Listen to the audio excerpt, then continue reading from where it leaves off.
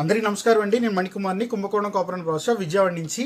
ఈరోజు మీకు ఒక చూపిస్తున్న స్పెషల్ చౌకీ అనమాట. స్పెషల్ సింహాసనం నవరాత్రులకి ప్రత్యేకంగా వచ్చింది. అలాగే నవరాత్రులకే కాదు, మనం దీపావళికి కానీ లేదంటే ధనుర్మాసానికి కానీ ఎప్పుడు నిత్యంగా మనం పూజా రూమ్లో పెట్టుకుని అలంకారం చేసుకోవడానికి చాలా స్పెషల్ మోడల్, అలాగే స్పెషల్ ప్యాటర్న్తో వచ్చిన సింహాసనం అనమాట.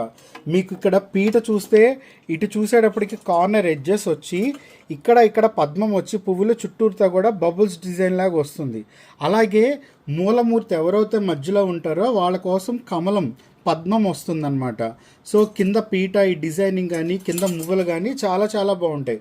అలాగే పైన కీర్తిముఖుడు చుట్టూరుతో వచ్చిన మకర తోరణ ఒక డిజైనింగ్ కానీ ఇక్కడ ఫెన్స్ మోడల్ కానీ ప్రతిదీ కూడా చాలా అందంగా ఉంటుంది మధ్యలో మూలమూర్తికి. సో ఫర్ ఎగ్జాంపుల్ ఇక్కడ మనం లక్ష్మీ అమ్మవారిని పెట్టాం మూలమూర్తికి కింద. అలాగే ఈ రెండు ఏదవుతున్నాయో వాళ్ళ సేవకులకి, లైక్ ఇక్కడ చూడండి, ఇక్కడ అమ్మవారికి అటు ఇటు ఏనుగులు పెట్టాం. సో ఇది లక్ష్మీ అమ్మవారిని అలంకారం చేసుకునే ఒక విధానం. మన ఇక్కడ గణపతిని కూడా చేసుకోవచ్చు. లక్ష్మీదేవిని తీసేసాము. సో ఇక్కడ కంచి కామాక్షి అమ్మవారిని పెట్టాను, లైక్ ఏనుగులే పెట్టాను. సో ఇదొక మోడల్. లేదంటే చక్కగా అటు ఇటు దీపలక్ష్మిని పెట్టుకోవచ్చు. సో దీపలక్ష్మిని పెట్టుకుని అమ్మవారికి ఇరువైపులా కూడా పెట్టుకోవచ్చు. లలితాదేవి అవ్వచ్చు, కామాక్షి అవ్వచ్చు, రాజరాజేశ్వరి దేవి అవ్వచ్చు. లేదు అంటే చక్కగా నవరాత్రులు కాబట్టి ఇప్పుడు ప్రత్యేకంగా దుర్గమ్మవారిని కూడా మనం సెట్ చేసుకోవచ్చు అనమాట.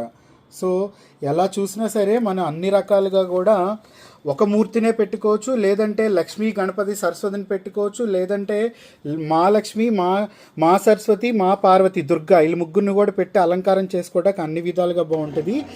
ఇది వచ్చేటప్పటికి పీఠం స్పెషల్గా హై ప్రీమియం క్వాలిటీతో వస్తుందన్నమాట. చాలా low maintenance original piece. So నవరాత్రులకి స్పెషల్ కలెక్షన్.